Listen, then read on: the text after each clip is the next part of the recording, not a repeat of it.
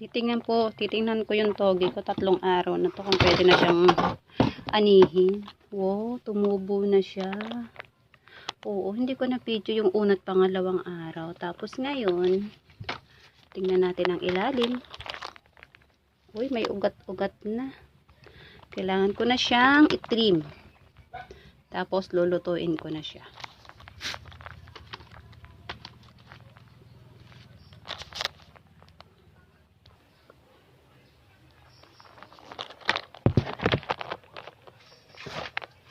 Hanggang bukas tayo lang dalawa.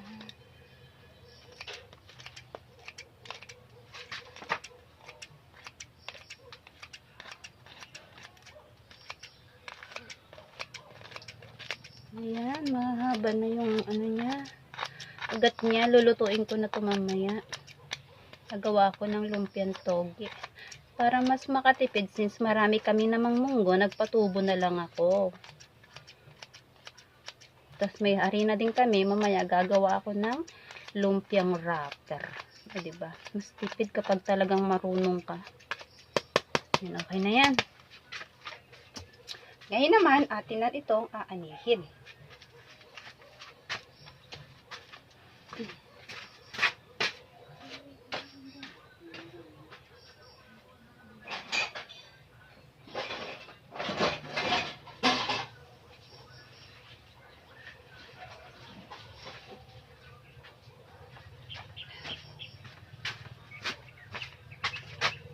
Lalagay ko na ito dito.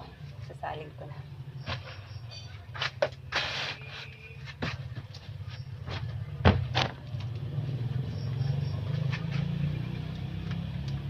Wow! Tignan nyo. Pwedeng-pwede na siyang lutuin.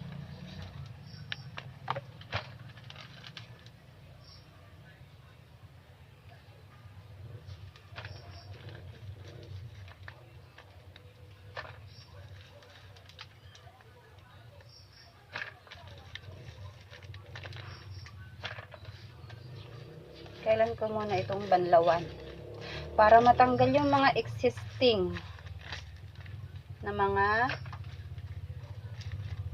balat ng munggo.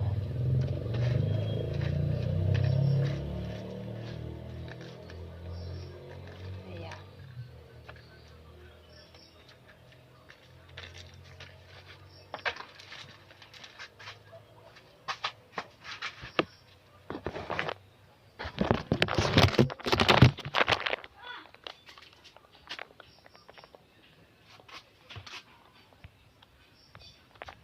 Ito, itatapon ko na to.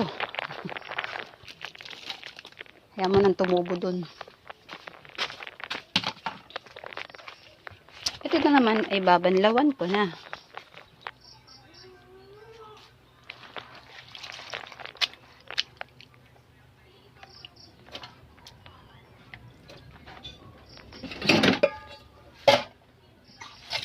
Kulang pa yung tubig, dadagdagan ko pa.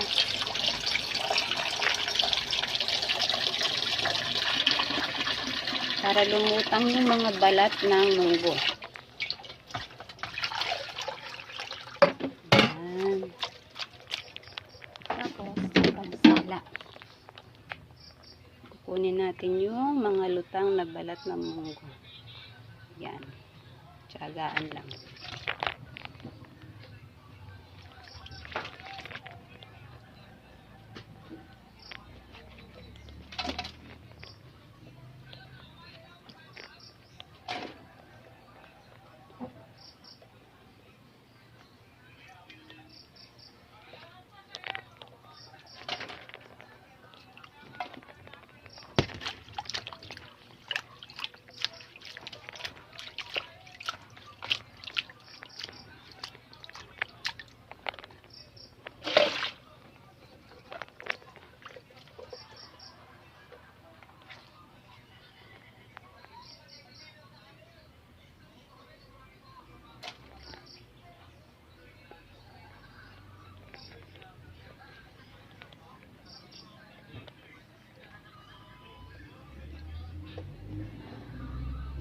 Para matanggal siya. Kailangan mas marami yung tubig para umibabaw.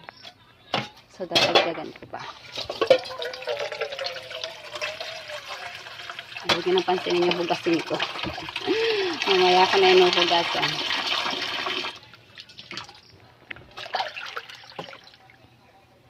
Para sabay-sabay ang paghugas, mas tipid.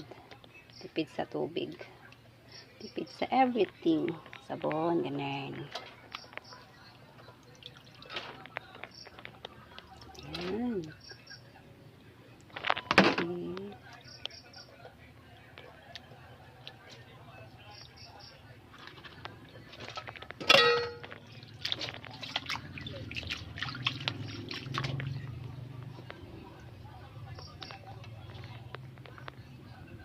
Ito dito sa aking yellow tray.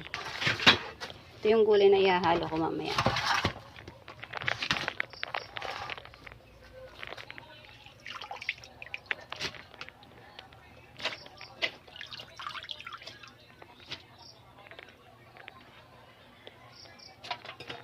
Tanggalin ko na existing na balat. Marami pang tira.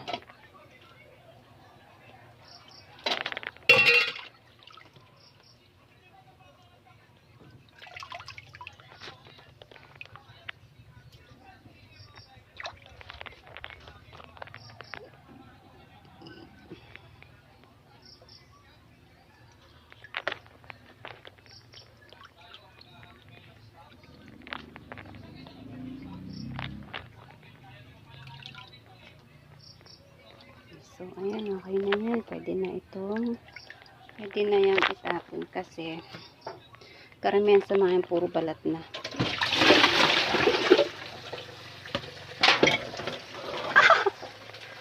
Okay, ready na ang ating pangmunggong lumpia. Yan, lumpiang toge. At later, hihiwain ko naman yung vegetable. Gagaw muna ako ng wrapper.